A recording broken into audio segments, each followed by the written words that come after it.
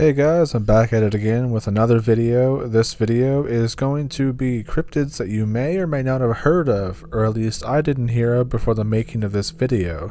So keep that stump warmed up and get it ready to be pulled up. And if you want to support the channel, there are links in the description. Thank you for watching. So the first lab that I thought it'd be cool to talk about is called the Lou Carcolh. This is one cryptid from French folklore. This creature is said to have a body like a massive snake with a giant shell and long tentacles or barbs that it will use to end its victims, human or otherwise. There is a specific account from 1903 that's pretty interesting. It was in the Bulletin of the Regional Historical Society, also known as the Revue de Gascon. A claimed eyewitness account of the beast describes it as the following: a monstrous snail living in the vast, dark cavern above which the town of Hastings was built. Elder people of the area described how in the hillside of the town a large network of tunnels extends from a massive subterranean cave. This huge cave, it seems, serves as a den for a formidable snail that lived there, but no one knows since when. What is certain is that the filthy beast, a sort of long and vicious hairy snake, suddenly comes out of its hole, most often when an imprudent man engages it, embraces the man with its horrible tentacles, and smacks him against its shell, and then makes him a mouthful. Such is at least the conviction of the locals. Now there isn't many, if any, references to the Lou Carcolh before the 20th century, which I guess will let you decide what you make of that. Every cryptid comes from somewhere though, eh? And I suppose I'll have to look into it, but I figured that since the hillside caverns are sharing a border with Spain, that they probably extend into Spain as well. So it'll be interesting to see if Spain has any kind of myths or any kind of folklore about a giant snail like this. One thing interesting to mention too is that it's portrayed as a hairy creature, which I'd have to wonder why it's hairy if it's like way down in the caverns, although you never know what's down there.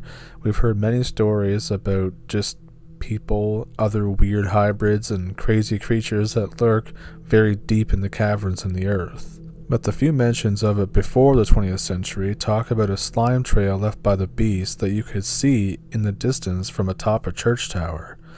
Apparently the tentacles of the creature could reach really far, in some cases including miles if you can believe that. So when you saw a slime trail, it was best just to go the other way, and fast. Nowadays, local tradition says that if you're walking in the woods around Hastings and see a strip of long grass winding as a ribbon with blades that are thin and brown like horsehair, don't go down that path because the Lou Carcolh has been there. It is also said it will bring you bad luck if you see it, which, yeah, if you get clapped by a snail in the woods, that would definitely be bad luck, I would say. The Carcolh wasn't fond of daylight, so it spent most of its time sleeping in its caves, only coming out to hunt. There is one story, however, more of a rumor, that says that a merchant entered the lair and found and possibly stole some eggs and took them with him to the New World, that being Western Europe and what is now the United States, Canada, and Mexico. These eggs were lost and or stolen before he ever arrived. It's said that one of the eggs was lost and floated endlessly in the water until it reached a place called Greenhaven or Greenhaven. I cannot find which because it kind of alternates the spelling, so it's hard to deduce what it means. But there are several places with that name, so it's hard to pinpoint the exact one. But supposedly, the egg attached itself to a port and hatched and lives in a section of forest called Leeds Hop. The creature hasn't been sighted in 50 years now. Lots of people think that it simply died. Others believe that it is deep in the caves in a slumber, waiting for a mate. But what do you think? Do you think it's possible that these creatures do indeed exist and they're like leftovers from like a great extinction event that happened on Earth? Do you think that they're entirely made up? It's really hard to say because you really never know what you're going to find that deep down there in the caves. There could be a whole colony of them down there, you'd never find them. But yeah, let me know what you think.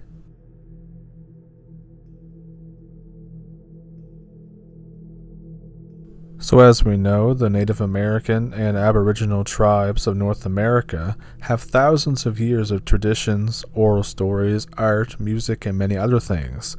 One thing that has interested me the most and has always interested me is the lore surrounding the strange creatures and the like. It takes us to the Choctaw Nation in the Oklahoma region of the United States. This being is known as the fearsome Nalusa Falaya, and I highly doubt that I'm pronouncing that correctly. The name translates to long black being in English. It is said to have a humanoid-shaped body with sharp spines sticking out of its back. The body is said to be covered in hair, small eyes, and pointed ears. It stalks the swamps and calls out to travelers. When an unsuspecting victim gets close, they appear and scare their victim unconscious. After this, they consume the unconscious victim. Choctaw elders would warn the tribe not to go out at night and to travel in groups when the Nalusa Falaya were near. Now, a lot of sources for this one all say generally the same things, but they don't mention a couple questions I have. One of them is if they hunted in packs or if they lived together. Some of the things do remind me of a Wendigo or Skinwalker. Could they have a common ancestor? Who really knows? Another name, however, is the Impa Shillip, or soul eater. Sometimes it's said to even skitter and slither on their stomachs like a snake. Sometimes, instead of consuming its victim, it might cause its victim to become aggressive and malevolent, which sounds to me somewhat like a possession of sorts. This creature can be described as similar to Bigfoot in the way that it's covered in hair, has a wide face, small eyes, and pointed ears. So this creature was also associated with the Michigan Dogman, which occurred in 1857 in Wexford County, when two lumberjacks saw a creature which they described as having a man's body and a dog's head.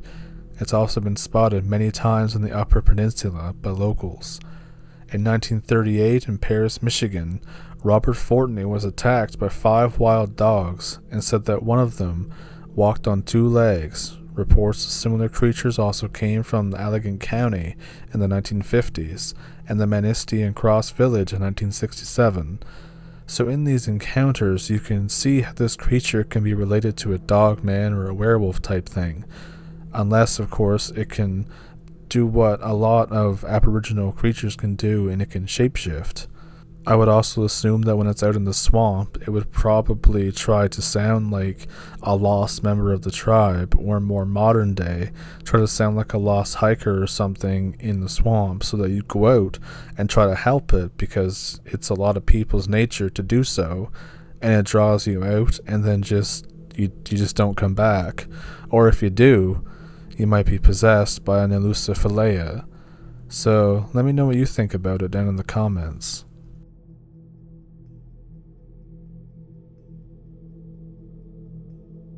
Not quite the same as the Enfield haunting that was featured in The Conjuring 2.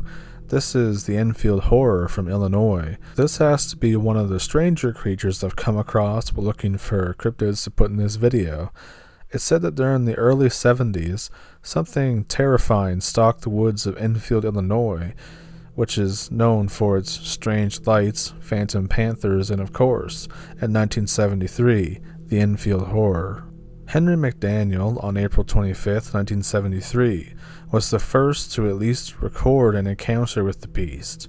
Around 9:30 p.m. that night, Henry and his wife returned home, greeted by their little children, Lil and Henry. The kids told them a story about something sinister that had tried to get into the house by scratching at the door. Naturally, as you can imagine, kids will indeed make things up, and sometimes the imagination of a child, while amazing, can also be overactive, as some of you might be thinking. However, later on that night, Henry McDaniel heard a scratching at his door again. It was expected that he'd see a cat or a dog, but he was met with something far stranger. When he looked out his front door, he saw a creature that had 3 legs, a short body, 2 arms, and 2 pink eyes that were as big as flashlights. It was 4.5 feet tall and grayish colored. Outside, scratching at his door, trying to get into his house. Obviously, terrified, Henry went and got his .22 pistol and a flashlight. He shot 4 times, and he said that the first time he knows that he hit it. The horrible creature turned around and hissed at him, and took off in long leaps across the yard, eventually going out of sight when it approached the railroad tracks in the forest. He said the creature covered an estimated 50 feet in 3 leaps. After this, he called the police. State troopers arrived and discovered a series of scratches on the siding and footprints that were similar to a dog's, but had 6 toes instead of 4.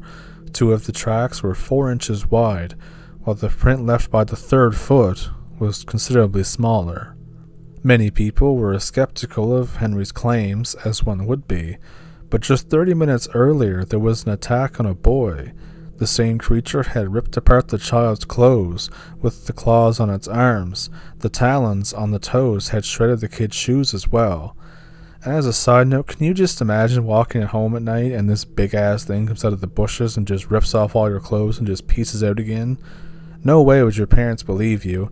I'd be so mad. Just your favorite shirt just ruined just like that by this unknown creature. After these 2 encounters, however, things kind of chilled for a little bit, and there was nothing until May 6th at 3 a.m. when Henry once again encountered the creature, after having been roused from his sleep by the commotion from his neighbor's dogs. Upon looking outside, he once again saw the creature standing and chilling by the railroad tracks. This went on for several minutes until the entity casually bounced away into the night. He was later quoted as saying, "I saw something moving out on the railroad track, and there it stood. I didn't shoot at it or anything. It started on down the railroad track, and it wasn't in a hurry or nothing." Then, after the word of the Enfield Horror spread, people began to flock to the small town in hopes of seeing the creature. Now, obviously, in a small town like this, when you have a lot of people that start to show up on your doorstep wanting to know your story, the sheriff eventually intervened once by telling Henry that he should close his mouth and not tell them the story. He also later arrested people who apparently had shot at a, quote, gray monkey that was quickly moving through the underbrush. Eventually, this crowd of thrill seekers, monster hunters, and just people with guns eventually died down, and 4 more people saw what is called the Enfield Horror. On Sunday, May 6th, Rick Rainbow, the then director of the radio station WWKI in Kokomo, Indiana, was searching an area with 3 friends when they saw something around 5.5 feet in height, gray, and stooped over running through the woods near an abandoned house, which apparently had been reported was nearby McDaniel's home. The entity moved with unnatural speed and quickly vanished from the 4 men's sight. Rick Rainbow did claim to have recorded the shriek of the creature as it took off, which I cannot find a recording of that, so sorry about that. And there was an investigation done by world-renowned cryptozoologist Lauren Coleman, who apparently heard the creature's cries. He eventually told the press, "I traveled to Enfield, interviewed the witnesses, and looked at the siding of the house and the Enfield monster had damaged. I heard some very strange, screeching, banshee-like sounds, and I walked away quite bewildered." So that was apparently the most recent sighting, but if we go back to 1941 and 1942, there were a string of similar sightings in the small village of Mount Vernon, which is ironically less than 40 miles away from Enfield. These encounters involved a mysterious leaping beast that terrorized the local people and is supposedly responsible for numerous animal deaths and mutilations in the region. The locals called the creature the Mount Vernon Monster and described it as being vaguely baboon-like in appearance and able to leap anywhere from 20 to 40 feet in a single bound. However, this creature likened more to the devil monkey than the Enfield monster, but it's a possibility this was in fact the same creature, because you know how, what happens is somebody will see something, and then other people will see something, but depending on the time of day, depending on the weather, depending on their state of mind at the time, they may all come out a little different when they all saw the same thing. And in the case of Henry McDaniel, he saw it at night, and the kids saw it at night, and these other people saw it in the woods, and they were searching for something, so something they found. Whether or not it was the same thing is kind of up in the air, But I do believe that a lot of people can see the same thing, but describe it differently based on the factors at play, if that makes any sense to you. Anyways, let me know what you think down in the comments. So that was 3 cryptids that you may or may not have heard of. Did you already hear of them? Did you learn something new? I probably missed a whole bunch, so you can tell me what I missed down in the comments. If you liked the video and like the channel, please consider subscribing and liking the video. If you'd like to support the channel in a different way, I have a Patreon and I have a PayPal. Or if you want to send a story in that might make it into a video, I will put the email address down in the description. And how that will work is that if you send me a story, I'll just use your first name or however you want to be addressed.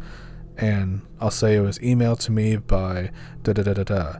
Anyways, I hope you have a good week. Hope you had a good weekend or whenever you're watching this. And yeah, I will see you in the next one. Thank you for pulling up a stump and thank you for watching the video. Have a good one.